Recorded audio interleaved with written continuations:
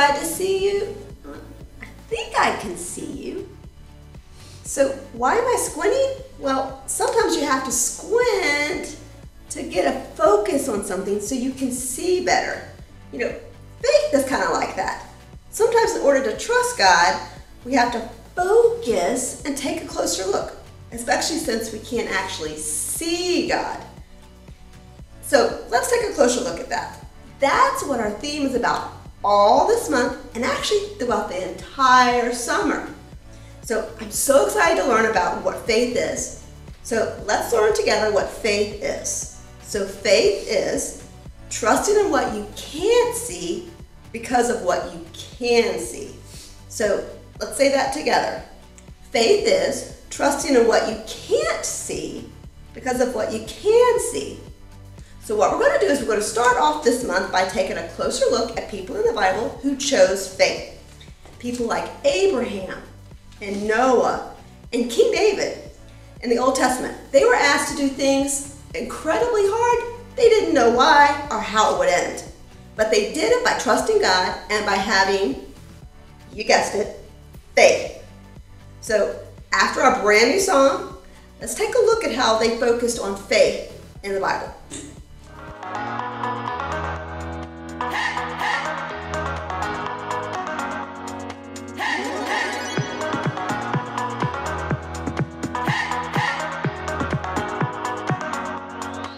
This is my faith, this is my focus, all of my days. I know where my hope is, I'll live it loud, I'll shout the chorus, because I know, oh, you're always for us. And even when it's hard for me to see, I will trust in you, I will believe. And even when it's hard for me to see, I will trust in you, I will believe. And keep on looking to you for where I'm going, knowing you go there too. I'll keep on looking to you. I fix my eyes on you. You are my only focus. You are my only focus. You are my only focus. I fix my eyes on you. This is my faith, this is my focus, all of my days. I know where my hope is, I'll live it loud, I'll shout the chorus, because I know, oh, you're always for us. And even when it's hard for me to see, I will trust in you, I will believe. And even when it's hard for me to see, I will trust in you, I will believe. And keep on looking to you for where I'm going, knowing you go there too. I'll keep on looking to you. I'll fix my eyes on you. You are my only focus. You are my only focus. You are my only focus. I fix my eyes on you, oh yeah. Woo! You ready? Come on, let's go. Hands in the air, hands in the air. I know you're there, I know you're there. Anywhere, oh. Anywhere. I fix my eyes on you. Hands in the air, hands in the air. I know you're there, I know you're there. Anywhere. I fix my eyes on you. And keep on looking to you for where I'm going, knowing you go there too. I'll keep on looking to you. I'll fix my eyes on you.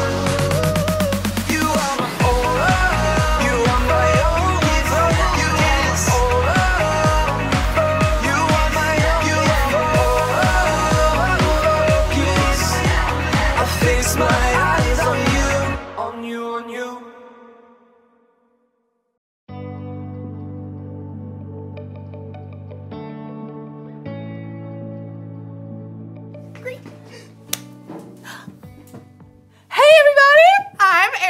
and I'm so excited about it being summertime! Summertime, yeah. One reason I'm so excited is because I have developed my very own STEAM lab! Look it, check it out, check it out, check it out, check it out. Look it. Wow. Isn't that so awesome? You're probably wondering what that stands for. Science, technology, engineering, art, and mathematics. And I'm not totally sure how things will go in my lab this summer, but luckily I have faith. Faith is trusting in what you can't see because of what you can see. You see? You see what I did there? I have faith that I'll learn a lot and probably have fun doing so. I mean, just look at this place! Check it out. Wow! Oh, wait. Perfect. Check out this microscope! Microscope.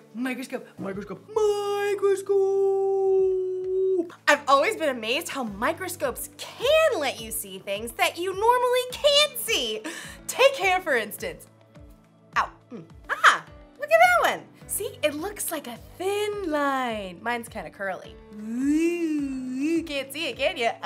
But put it under a microscope. Whoa! Cool, right? What about the inside of a piece of grass? Put it under a microscope. Whoa! Look at that! The inside looks like a whole bunch of smiley face emojis. I mean, you never see that just by looking at grass. Today's Bible story is all about not being able to see everything, but remembering that God always does. It's like he's always looking through a microscope or something. So, let's take a look at this story and see what we can find. Unbelievable! Is that really what my hair looks like? Yeah. The Bible. It's 66 books of history, stories, letters, and poetry that fit together to form God's one big story. The epic adventure of how He created us and loves us so much that He made a way to rescue us. As we travel through the Bible, from Genesis to Revelation, we discover people who met God and found their lives changed forever. Now for an amazing story, inspired by the book of Hebrews, chapters 11 and 12. Gotta have a little faith, faith, faith, faith. Keep the faith. Take a leap of faith. You know, a lot of people toss around the word faith lately. We say you can break the faith, or just take it all on blind faith. But true faith isn't blind at all. It's much more than just an inspirational word. True faith has to do with believing in all the things you can't see because you start with what you can see. Now, we can't see God with our physical eyes, but we can see the stories of people who came before us. They lived in a broken world like we do, but they chose to follow God. They chose to trust His promise that one day He would send a rescuer that would make everything right again. The writer of Hebrews in the New Testament tells us about some of these men and women in God's story. People like Noah, people like Abraham. When God called Abraham, he was already getting old. He and his wife Sarah didn't have kids. Leave your country and your people. Leave your father's family. Go to the land I will show you. All nations on earth will be blessed because of you. God was planning on sending his rescuer as one of Abraham's great, etc. grandchildren. But still, even though Abraham had God's promise, he still couldn't see the one God was sending. Still, Abraham went on a wild adventure, following God's call. And even his descendants, Isaac, Jacob, and Joseph, all chose faith in God. Moses, too, was called by God from the fiery heart of a burning bush. Even though he was raised by Pharaoh's daughter, he chose to stand with his own people and face Pharaoh's anger to win freedom. We read about it like this in the book of Hebrews. Moses suffered shame because of Christ. He thought it of great value. See, when you check out Hebrews, you discover this huge list of people who followed God by faith, so many that the writer just stops trying to list all of them. Oh, but we can't forget Israel's most important king, David. Get up, and anoint him. This is the one. Even though God had promised David would be king, though, David spent years on the run from King Saul, fearing for his life. Still, he chose to trust God. The Lord is my shepherd. He gives me everything I need. Now, none of these people in the Old Testament could see with their eyes how God was going to save his people, but they could see how he was working in their lives, how their needs were being met. So they chose to believe in his greater plan. They chose faith. Faith is being sure of what we hope for. It is being sure of what we do not see. That is what the people of long ago were praised for. Now, here's where the story turns. In Hebrews, we discover that none of those people in the Old Testament received what God had promised here on earth. That's because God had planned something better for us, so they would only be made perfect together with us. God's plan includes all of us from the very beginning of creation. So at just the right moment, at the perfect point in time, God sent his rescuer, the hero, his very own son, Jesus. Jesus showed us how to live. He showed us what God was like, and he told us the most important thing. If you love one another, everyone will know you are my disciples. Love God, love others. It's the heart of the whole story. But then, Jesus was killed, and his friends thought the story was finished. Period. Dot. The end. Until God raised him back to life. Jesus has defeated death, and those who follow him can live with him forever. But how do you follow someone you can't see? Well, that brings us back to faith. Let us keep looking to Jesus. He is the one who started this journey of faith, and he is the one who completes this journey of faith.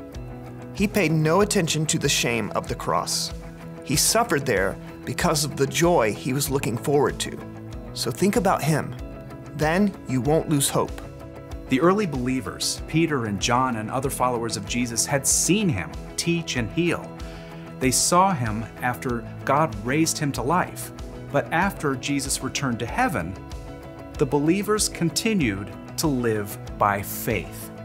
We have to speak about the things we've seen and heard. Because of what the new Christians in the early church had seen, they could believe in what they could not yet see, the end of the story, where God makes everything right. They kept the faith, and because they did, we can choose faith too.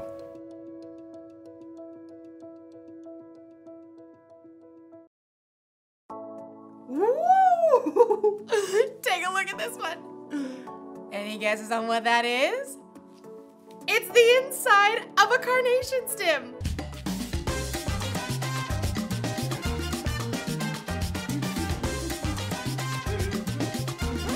It's amazing how things look so different under a microscope than they do just with our eyes. It makes me think of Hebrews chapter 11. It's where we can look back to all these people in history who had faith in God. Even though they couldn't always see how things would turn out, they believed God and his promises. They lived by faith. And you can live by faith too.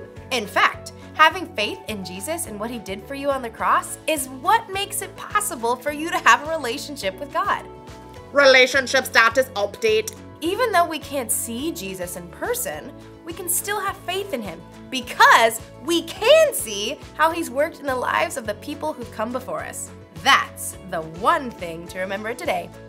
You can know Jesus even though you've never seen him. If you want to know Jesus more and you don't know where to start, try talking with someone who has put their faith in Jesus. Or you can read the stories in the Bible of the people who trusted God long ago. There are lots of things we can see that can help us have faith. So, I hope you guys have an awesome day. I'm gonna look at a few more things under my microscope. Like maybe my nail! Let's check it out. Oh, I need to wash my hands better. This microscope tells you a lot.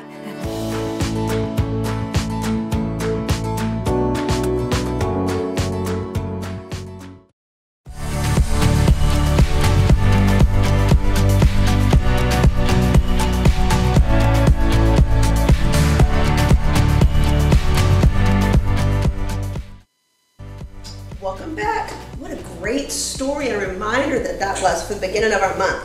So let's think about the early believers like Peter and John and other followers of Jesus. They saw Jesus teach and heal. They also saw him after God was raised him from the dead to life. But after he returned to heaven, they continued to live by faith. Because of what the new Christians did in the early church, they believed in things they couldn't even see yet.